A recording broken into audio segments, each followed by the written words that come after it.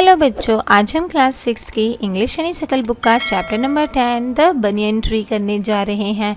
बच्चों, ये जो वीडियो है ये इस चैप्टर का एक शॉर्ट समरी वीडियो है। अगर आपको डिटेल्ड में ये चैप्टर लाइन वाइज बिल्कुल अच्छे से पढ़ना है तो आप हमारे चैनल की प्लेलिस्ट में जाकर एक डिटेल्ड वीडियो पहले से अपलोडेड है, उसे देख सकते हैं।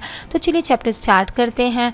बच्चों, चैप्टर जो है ये रस्किन बॉन्ड नाम के राइटर के द्वारा लिखा गया चैप्टर है। आप सभी ने उनका नाम सुना होगा, वो बहुत ही फेमस राइटर है इंग्लिश में। वो जब बचपन में देहरादून में अपने दादा के घर जाते हैं तो वहाँ पर एक बहुत ही पुराना बनियन ट्री होता है, बरगद का पेड़ होता है। और वो कहते हैं, राइटर कहते हैं कि जो घर है और ये जो जगह है ये सारी है तो मेरे दादा दादी की, मेरे ग्रैंड पेरेंट्स की, लेकिन ये जो बनियन ट्री है ये मेरा है, क्योंकि मेरे जो दादा हैं वो 65 ईयर के हैं और काफ़ी बूढ़े हो चुके हैं और इतने बुढ़ापे के कारण वो उस पेड़ पर नहीं चढ़ सकते, इसलिए इतना विशाल और इतना बड़ा जो ये बनियन ट्री है ये मेरा है। और राइटर को उनके ब्रांचेस पर बैठना और वहाँ पर लटकना, झूलना, रूट्स के साथ खेलना, क्योंकि उसकी हैंगिंग रूट्स होती है ना बनियन ट्री की, तो उसके साथ खेलना बहुत ही पसंद होता है और ऐसा करने से उसे काफ़ी सारी खुशियाँ मिलती हैं। और राइटर कहते हैं कि जो पेड़ है ये इतना पुराना है कि जितने पुराने मेरे दादा हैं और जितना पुराना ये घर है और जितना पुराना देहरादून है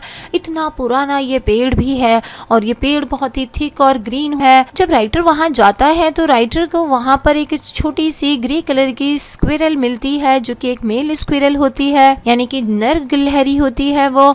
और वो पहले तो शुरुआत में वो उसको पसंद नहीं आता राइटर का वहां आना, क्योंकि उसे लगता है कि राइटर के आने से उनकी प्राइवेसी जो है, स्क्विरल की प्राइवेसी जो है वो भंग हो रही है। लेकिन जब वो स्क्विरल देखता है कि जो राइटर है वो किसी भी तरीके के कोई कैटापॉल्ट या कोई गन लेकर के, कोई गुलेल वगैरह लेकर के उनको हार्म करने के लिए उनके पास नहीं आ रहा है, बस खेलने के लिए आ रहा है, तो वो थोड़ा सा उसके साथ फ्रेंडली हो जाता है। वो जो स्क्विरल होता है वो देखता है कि राइटर उसके लिए केक और बिस्किट लेकर के आता है, तो इसीलिए वो स्क्विरल भी उसके पास आता है और वो इतना फ्रेंडली हो चुका होता है कि वो तो राइटर की पॉकेट में भी झांकने लगता है कि वो राइटर उसके लिए क्या खाने के लिए लेकर के आया है। और ये देख करके जो बाकी स्क्विरल्स होते हैं वो लोग उस स्क्विरल पे गुस्सा करते हैं कि वो स्क्विरल जो है वो एक इंसान पर भरोसा कर रहा है। तो ये सोच करके इसके बाकी जो स्क्विरल फ्रेंड्स होते हैं वो गुस्सा करते हैं कि तुम एक इंसान पर भरोसा मत करो, इंसान कभी भी तुम्हें मूर्ख बना करके नुकसान पहुंचा सकता है और हमारी ज़मीन को, हमारे पेड़ को हमसे कब्जा कर लेगा, छीन लेगा। लेकिन ऐसा कुछ नहीं होता। और राइटर जो है वो वहाँ का जो पेड़ होता है वहाँ पे एक छोटा सा इस तरीके से, क्योंकि इसकी ब्रांचेस बहुत ही फैली होती है ना, तो वो वहाँ पर बैठ करके एक जगह पर आराम से अपनी बुक्स पढ़ता है और वो वहाँ पे अपना टाइम ज़्यादा से ज़्यादा स्पेंड करता है। उसने वहाँ पे एक तकिया भी रखी होती है, साथ में उसने बहुत सारी वहाँ पे बुक्स ला करके रखी होती हैं, जिन बुक्स का नाम यहाँ पर मेंशन है आप देख सकते हैं।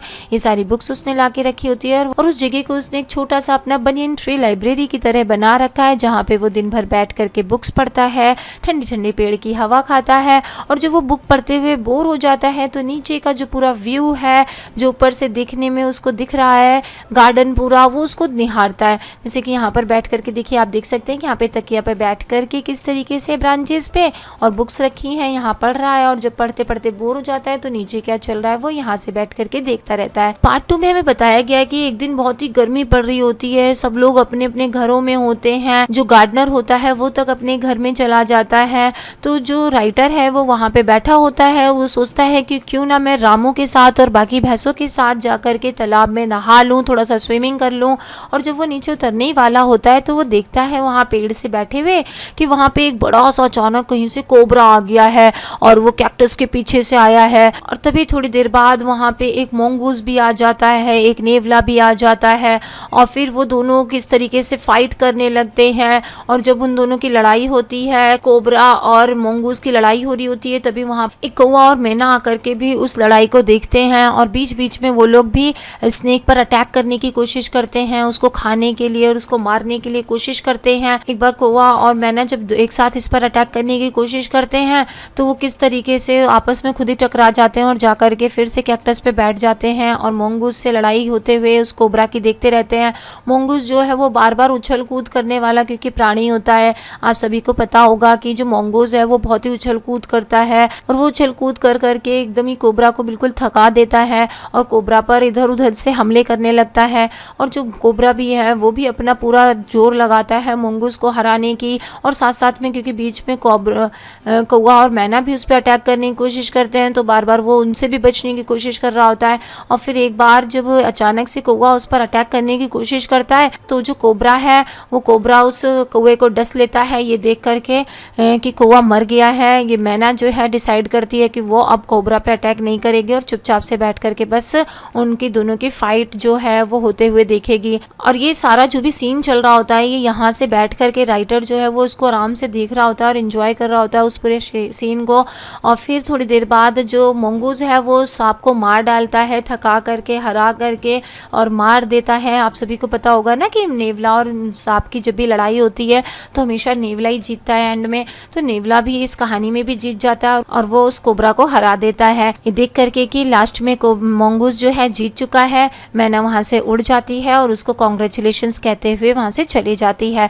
और जो मोंगूस है वो उस कोबरा को घसीट करके झाड़ियों के पीछे ले करके चला जाता है, शायद उसको वहाँ खाने के लिए ले जाता है। तो इस तरीके से कहानी यहाँ पे खत्म हो जाती है। आई होप बच्चों ये कहानी आपको अच्छे से समझ में आ गई होगी। इस चैप्टर में जो भी डिफिकल्ट वर्ड यूज हुए हैं और साथ में इस चैप्टर के जो क्वेश्चन आंसर्स हैं इनको जानने के लिए आप हमारी वेबसाइट allsolve.in पर भी विजिट कर सकते हैं।